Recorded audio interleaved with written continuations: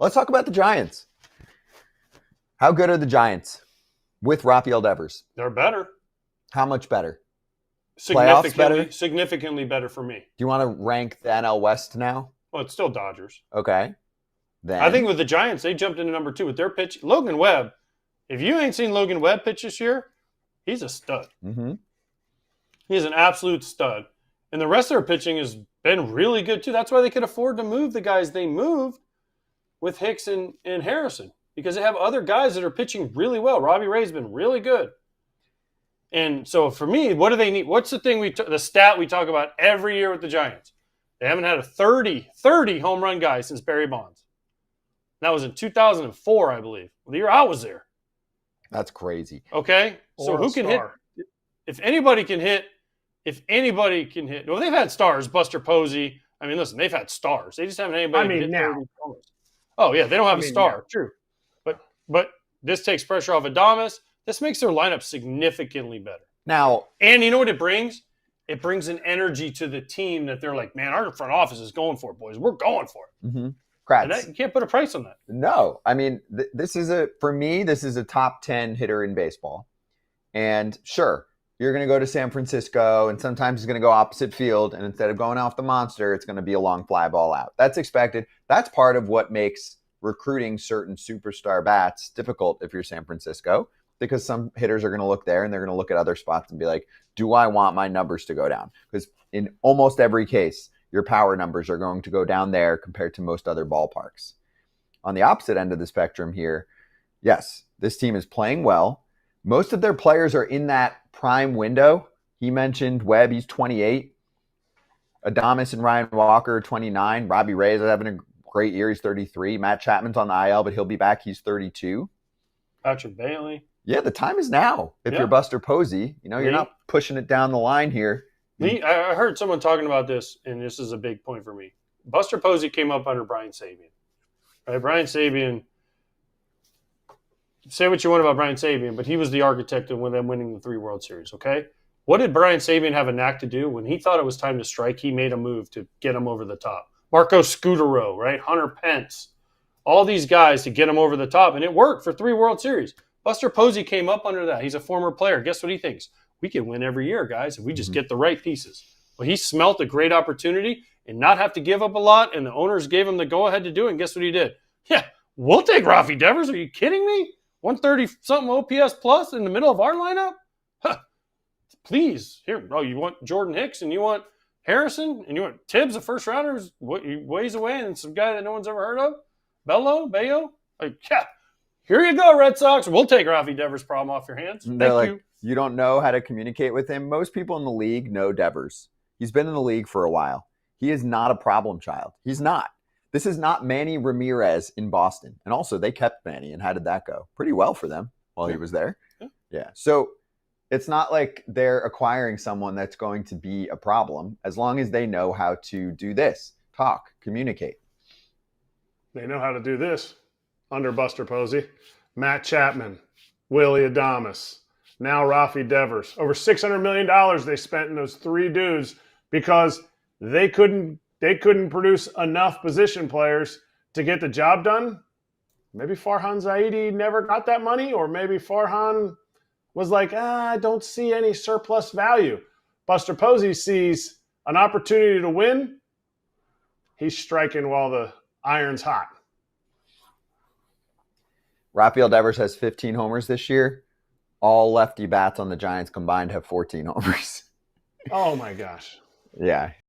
It might be that time. If you're looking for a new car, there's one place to go that is going to take care of you, and it's Car Gurus. Yeah. Looking for a car should be fun, not exhausting. Everywhere else, it's exhausting. You're dodging people. You're trying to just, can I look at this car? Car Gurus, you type in your search, you find the color that you want, it narrows it down for you, and all of a sudden you're like, this has been an exciting experience, and you got a great deal. With over 4 million listings, Car Gurus has more car listings than any other major online automotive marketplace in the U.S., so you can find the best deal. It's no wonder SimilarWeb estimated traffic data shows Car Gurus is the #1 most visited car shopping site. Buy or sell your next car today with Car Gurus at cargurus.com. Go to cargurus.com to make sure your big deal is the best deal. That's cargurus.com. Cargurus.com. How crazy was this news when you first either saw it or heard about it?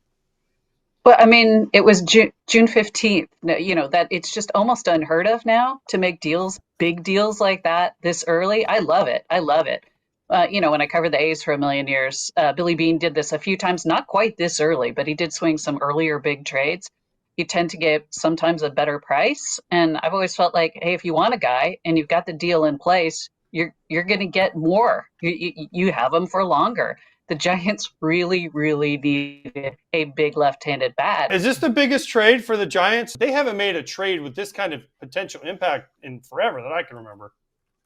Yeah, this one's huge. And that's, the previous front office did a lot of the heavy lifting in getting this year's team where it is, I think. But my one criticism of the previous administration is that they did not make big trade deadline moves. The last 3 years, they needed something more. They didn't do it. And we saw what happened down the stretch. They faded, missed the playoffs 3 years in a row. The one year he did something was Chris Bryant, which, at the time looked like that was a nice trade, but didn't wind up really making much difference one way or another. So this, certainly post that World Series run, by far the biggest deal they've made at any time of year.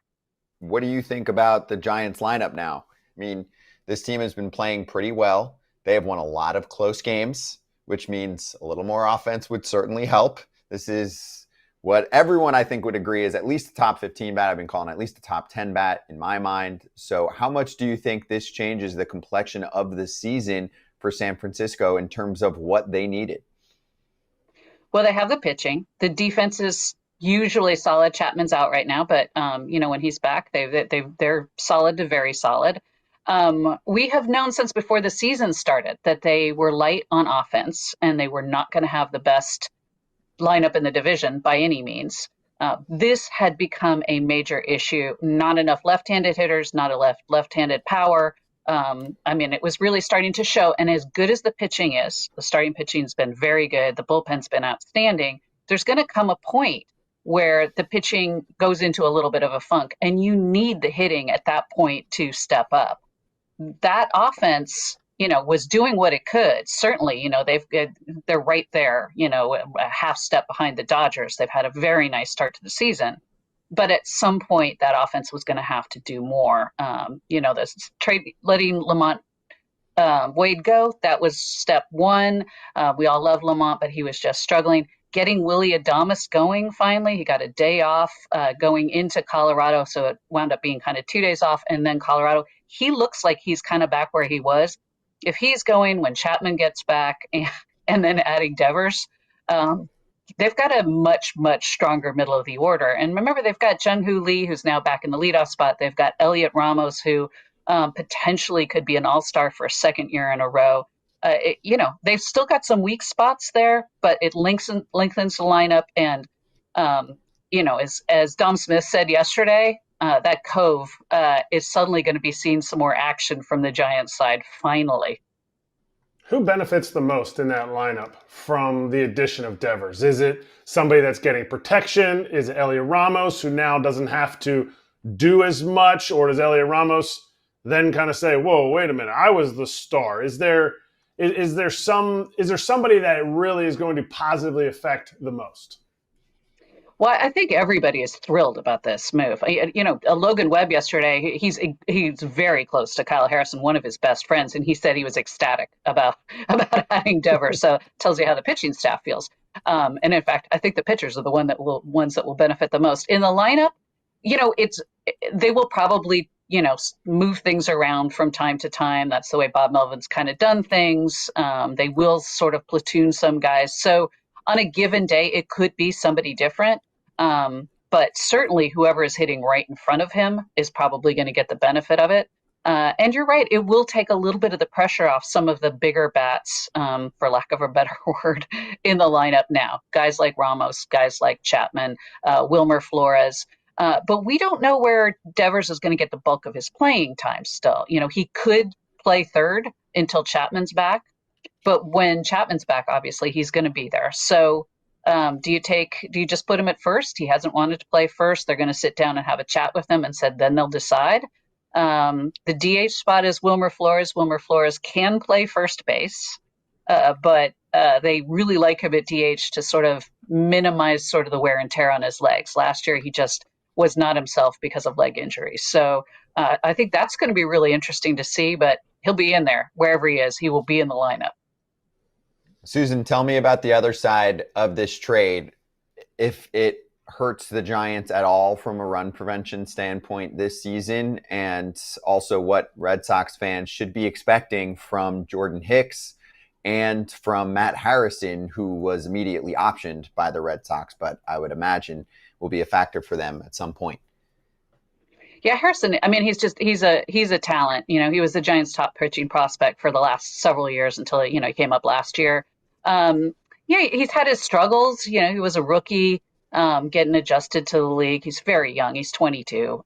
He's local, so I think this came even, you know, it's a little bit even more of a shock when you're a local guy. He's from Danville in the East Bay, loved pitching for the Giants, you know, and you're on the mound warming up for a game and suddenly you're traded. Like nobody would envision that, especially again on June 15th. But he's going to be fine, and I think it will. This will probably make him even tougher and better. Logan Webb said the first thing he told him is, "You're going to be a star in Boston," and I think he has the capability to do that. He's left-handed. He throws strikes. He's got a lot of movement on all of his stuff. He just needs to learn how to pitch at the big league level a little bit more and get more experience. I think he'll be up probably very quickly. Jordan Hicks wanted to be a starter. He was so great for the first sort of month and a half last year in a starting role and then ran out of steam. He said he sort of wore down. So this year they tried it again. He really wanted to go back to starting, and it just never clicked for him. And then, you know, currently he's on the IL with a toe injury from dragging his toe in his delivery. That's all resolvable. That's not something that's an issue. I think he felt like he'd got that figured out. He's pretty close to coming back. He's obviously got a ton of experience in the bullpen. He can help them there. And if they want to try him as a starter, Andrew Bailey's there. You know, I know him from Oakland. I know him from San Francisco, where he's the pitching coach. He will figure out a way to make things work if that's what they want. So that's pretty interesting. And, you know, don't sleep on James Tibbs, who was the Giants' first round pick last year. That one hurt. That one also hurts. You know, you don't want to lose number 13 overall. He was doing well at high A Eugene. So I think that one, you know, that might come back to bite them more than anything. What are the Giants fans feeling on this? They have to be ecstatic, right? And are they just all praising Buster Posey for doing this deal? And yes, I know you're talking like this is going to hurt and this is going to hurt, but they got Rafael Devers, and everyone is just saying they didn't give up much. So are they just praising Buster Posey and the front office for making this deal with the Red Sox at a time when nobody saw this coming? I mean, you'd have to. I mean, look, Buster was going to get a long leash as the guy in charge. You know, he's beloved. He's a franchise icon. But this was bold. I mean, he should get all the praise in the world for this one. And, you know, the thing he's done so far that has been great is he's quick to identify needs and then do something without looking like, you know, there's any panic. He doesn't believe in the team as a whole. He's really kind of walked that line well. But man, for a first major deal, this is huge. This is a big swing, which I guess is exactly what we would expect from somebody of Buster's background. But I think the fan base is thrilled. You'd have to be. And Buster said yesterday, this is the kind of guy you just can't get in their prime. So they jumped on it when they thought they had the opportunity. He's 28. I mean, this is a guy who has many good years left, assuming full health, and on a deal that's not prohibitive. I mean, and also, you know what? Giants ownership stepped up here too. Buster got it done, convinced ownership, and ownership was willing to take on what's probably going to be about 230, a lot of it deferred. Are you surprised if you were told that this trade was going to happen, that Eldridge would not have been part of it? Are you surprised that they didn't really have to give up that much?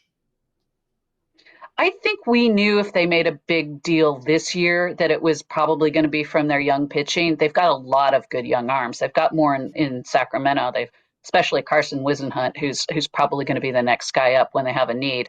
That is a position of absolute strength for them. Buster has mentioned that he'd be comfortable trading some of their good young starters, and he did. They know what they have in Kyle Harrison. And he's a good pitcher. I think he could be, maybe a 2-3 kind of big league pitcher. He's a lefty, maybe even better, because the stuff is good. He's not quite at that caliber yet. Obviously, he was not a regular starter for the Giants. He was pitching in Verlander's spot while Verlander was out and had been in the bullpen before then. But Eldridge was probably not going to be on the table this year, and potentially will never be on the table if he does what the Giants are expecting him to do. Hey, everybody.